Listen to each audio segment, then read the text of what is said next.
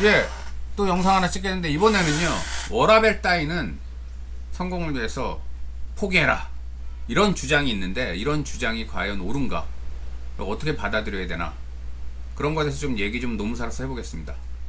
워라밸은 다들 아시는 대로 워크 앤드 라이프 밸런스라고 그래가지고 일과 삶의 균형이죠. 그 일과 뭐 가정생활의 양립 이런 거라고도 볼 수 있는데, 현대사에서는 굉장히 중요한데 또 일부 사람들은 성공하려면 그런 거 신경 쓰면 성공 못해, 이런 사람들도 많이 있어요. 그래서 이 견해가 어떤 문제점이 있는지, 그리고 뭐 따라도 되는지 좀 한번 알아보겠습니다. 일단 워라밸에 있어서 기본 전제, 워라밸을 따라도 되느냐 안 되느냐의 기본 전제는 일단 본인이 어느 입장에 있는지를 아는 것부터 중요합니다. 확인하는 것부터. 내가 근로자냐? 내가 사용자냐? 사용자라는 건 사장 이런 걸 얘기하는 거죠. 그런 사람들은 워라밸을 신경 안 써도 제가 보기에는 큰 문제가 없다기보다는 신경 안 써도 상관없습니다. 왜냐하면은 그러다가 워라밸이 깨지면 가장 안 좋은 점이 뭐죠? 물론 가정생활 그런 걸 소홀히 하다가 가족들한테 뭐 밉보이고 멀어질 수도 있지만, 제일 큰 문제는 제가 보기에 건강이 상한 겁니다. 그래서 워라밸은 기본적으로 건강을 지키려고 나온 개념이에요. 그런데 일과 삶의 균형을 안 지키고 일만 하다 보면 당연히 그 건강을 상하는데, 근로자 같은 경우는 그러다가 건강을 상하면 산재, 산업재해로 처리돼서 나라에서 지원을 해줍니다. 그런데 사용자, 사장들은 나라에서 지원이 안 돼요. 산재는 기본적으로 근로자가 그 대상이기 때문에. 그래서 본인이 만약 사용자라면 어차피 산재 적용도 안 되고, 또 중요한 게 사용자는 어떻습니까? 성공하면 그 과실을 본인이 열심히 일하고 본인이 경영 잘해서 얻는 걸 거의 사용자가 다 가져가죠. 자본주의 사회는 그게 원칙이잖아요. 그래서 뭐 근로자한테는 정한 월급만 주면 되죠. 그러니까 사용자로서는 하이 리스크 하이 리턴입니다. 그래서 산재 승인도 안 되고 뭐 여러 가지 위험성이 있지만 또 얻는 게 엄청 많기 때문에 잘 되면 그냥 워라밸 신경 안 써도 뭐 큰 문제 없다고 볼 수도 있죠. 하지만 근로자는 어떻습니까? 근로자는 워라밸까지 신경 안 쓰면서 회사에 목숨 바쳐 일했어요. 근데 내가 그냥 몸이 엄청나게 상했어요. 그럴 경우에 물론 산재 승인이 되긴 하지만 뭐 그동안에 엄청나게 많이 얻나요? 산재 승인 외에도. 산재 돼봐야 좀 이따 설명하겠지만 크게 뭐 나라에서 엄청 주는 건 아닙니다. 그러면 건강도 상했는데 그 회사에서 보상이라도 제대로 해주나요? 회사에서 보상 안 해줘요. 회사에서 보상은 산재로 다 처리되니까.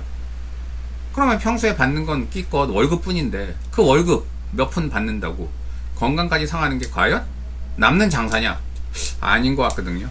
그래서 이것도 한번 좀 생각해 보시고, 일부 뭐 대기업 분들은 또 임원 달면 다르다 얘기하시는데, 물론 임원 달면 다를 수도 있겠지만 그렇다고 해서 그게 과연 건강까지 엄청 상할 정도로 가치가 있느냐?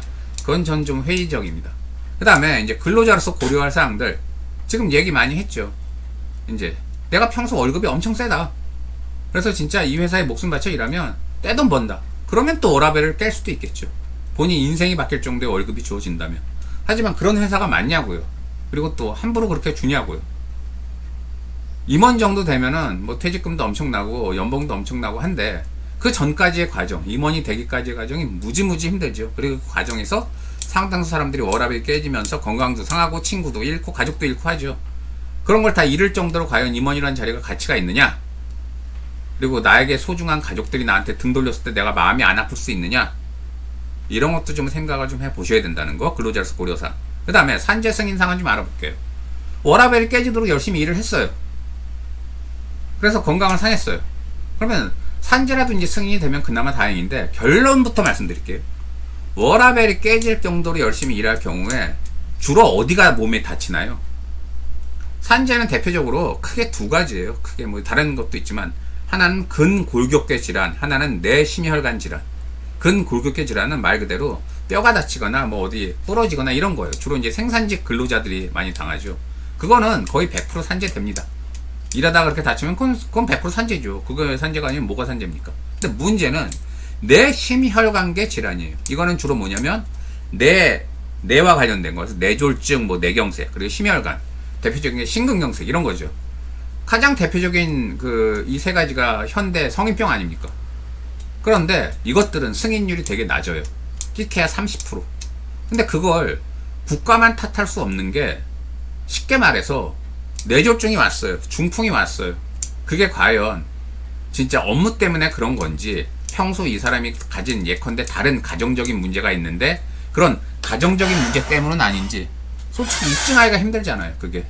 그래서 그런 경우에 그런 그 뇌졸중이나 뇌경색이 오기 직전에 이 사람이 어느 정도 열심히 일을 하고 어느 정도 스트레스를 받았나 직장에서 그걸 가지고도 많이 판단하는데 솔직히 객관적으로 입증이 쉽겠습니까? 그게. 그리고 입증을 본인이 하는 것도 힘들고요. 그게. 전문가를 또 써야 되고. 그리고 그런 힘든 일이 있었다 하더라도 또 다른 일이 겹칠 수도 있잖아요. 예컨대 뭐 애가 갑자기 아프달지 뭐 배우자가 아프달지 그래서 다른 스트레스도 받았다. 그래서 일단 뇌졸중, 뇌경색, 심근경색은 이게 가장 워라밸이 깨졌을 때 가장 일어날 수 있는 문제들인데 가장 대표적인 문제고 가장 치명적인데 산재 승인율이 30%밖에 안 돼요. 승인율이. 그러니까 10명이 이렇게 되면은 7명은 산재 승인을 못 받아요. 그러면은 몸은 몸대로 예컨대 중풍이 와서 편마비 오고 뭐 좀만 심하면은 대소변도 본인이 제대로 못 가리고 하는데 승인도 안 났어요. 산재 승인. 그러면 뭐 먹고 살아요? 인생 끝장나는 거예요. 속된 말로. 제가 괜히 겁을 드리려는 게 아니라. 그러면 이제 산재가 그래도 운 좋게 승인됐을 때는 어느 정도 지원되나도 참고로 잠깐 알려드릴게요. 산재가 이제 승인되면 여러 가지 이제 나라에서 해주는 게 있는데 대표적인 급여들은 이제 요양급여, 휴업급여, 장애급여, 유족급여입니다. 그래서 요양급여는 그 병원비, 이건 거의 100% 나라에서 해줍니다. 그 다음에 휴업급여는 산재로 인해서 일을 못하는 동안에 나라에서 그 휴업을 한 동안에도 먹고는 살아야 되니까 평소 받는 월급에 이건 보너스랑 뭐 각종 상여금 다 포함한 개념입니다. 그럼 모든 월급의 한 70% 정도는 줘요. 나라에서. 연봉의 70% 정도는 휴업급여로 나온다고 생각하시면 됩니다. 그 다음에 이제 장애급여. 이거는 좀 전에 말씀드린 대로 편마비 이런 게 와서 이제 그러면은 더 이상 일 못 하잖아요. 그러면 이제 평생 그 장애를 갖고 살아야 되잖아요. 불행히도. 그럴 경우에는 그 장애 등급에 따라 틀린데 연봉의 50%, 적게는 50%, 많게는 한 90%까지가 나옵니다. 그래서 장애 등급이 높을수록 당연히 높게 나오겠죠. 그 다음에 이제 유족급여. 유족급여는 근로자분이 워라밸이 깨지다가 너무 힘들어서 불행히도 돌아가셨어요. 그런 경우에 그 유족들한테 이제 주는 건데 나라에서 이거는 그 연봉의 한 50%, 돌아가신 분 기존 연봉의 한 50% 내지 70%가 그 유족들한테 주어집니다. 그래서 이거라도 주어지면 그나마 나아요. 산재 승인이라도 나면 다행인데 다시 말하지만 심근경색, 뇌경색, 뇌졸중은 30%밖에 안 돼요. 또 하나 말씀드리면 뭐 공무상 재해라고 그래가지고 이건 산재 개념이 아니라 공무원분들이 일하다가 다쳤을 경우에 산재랑 마찬가지로 지원해 주는 건데 가장 공무원 분들 중에 일하다 다치기 쉬운 업종이 경찰관 분들이시잖아요. 그래서 경찰관들이 일하다가 뭐 그 범인 쫓고 이러다가 갑자기 돌연사하실 수도 있는데 그런 경우조차도 그렇게 경찰관 분들이 돌아가시거나 중간에 일하다가 순직하신 그런 경우에도 그게 공무상 재해로 인정되느냐 순직으로 인정되느냐 그 프로테이지가 제가 찾아보니까 75%밖에 안 돼요. 4명 중에 1명은 안 됩니다. 그럼 그렇게 안 된 분, 그렇게 순직이 인정 안 되신 분들 가족분들은 얼마나 힘드시겠어요. 그래서 이게 지금 우리나라 산재 승인 실태니까 이게 뭐 나라를 지금 비난하자는 게 아니라 다시 말씀드리지만 그 병의 특성상 그게 꼭 업무와 관련됐다고 입증하기가 힘들어서 그런 것도 있어요. 그러니까 여러분이 평소에 건강을 챙기실 수밖에 없다는 거. 그래서 제 주위 실사를 좀 알아볼게요. 제가 이제 노무사 되고 하니까 연락 없던 친구들이 가끔 전화하는데 새벽에 전화 오는 친구들이 있어요. 다 늦은 새벽에. 그러면 그런 친구들은 거의 두 가지 중에 하나예요. 하나는 해고, 하나는 산재. 특히 두 가지 다 치명적일 경우에. 치명적이 아니면 굳이 전화 안 하거나 낮에 해도 되죠. 근데 워낙 마음이 급하니까 밤 새벽에 하는 거예요. 그래서 특히나 산재로 쓰러지는 경우, 이런 경우는 전화 와서 산재 되느냐 물어보는데 대부분이 저도 나이가 꽤 들었지만 나이 많은 사람들 워라밸 깨지도록 일하면 심근경색, 뇌경색, 뭐 뇌졸중 이런 거 오는데 그게 산재 승인이 안 된다, 잘 안 된다, 30%밖에 안 된다 얘기하면 대부분 굉장히 힘들어요. 좌절하고. 그래서 제 주위에도 그게 산재 승인이 안 나서 결국은 가족들이 이제 그걸 산재가 승인이 안 난 예컨대 아버지가 중풍 걸렸다 그러면은 그거를 이제 수발을 해야 되는데 요즘에 그거 수발하는 걸 뭐 아무리 가족이라고 해도 굉장히 꺼리잖아요. 대소변 받아주고 이러는 거. 그래서 대부분은 그냥 요양병원에 넣습니다. 그리고 명절에도 안 찾아가요. 지금 냉혹한 현실입니다. 진짜로. 그러면 이제 죽을 때까지 거기 혼자 있는 거예요. 거기.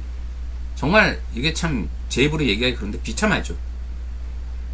그러니까 여러분들한테 제가 하는 얘기는 워라밸 우습게 보지 말라는 거. 특히 근로자분들은.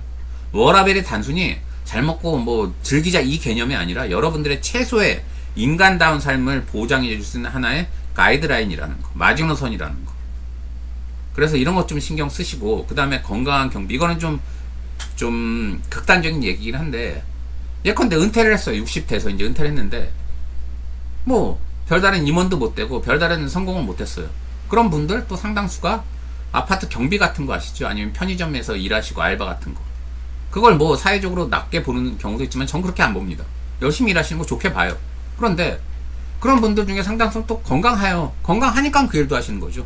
그런데 좀 전에 얘기한 대로 임원 되려고 진짜 기를 쓰고 악을 쓰고 임원까지 됐는데, 임원으로 일하다가 중풍 같은 게 와서 반신마비가 됐어요. 그러면 이제 임원 그만두면서도, 임원은 어차피 퇴직금도 엄청 많이 주기 때문에 회사에서 많은 돈 갖고 나오셨어요. 나오면 뭐합니까? 반신마비인데, 노후가.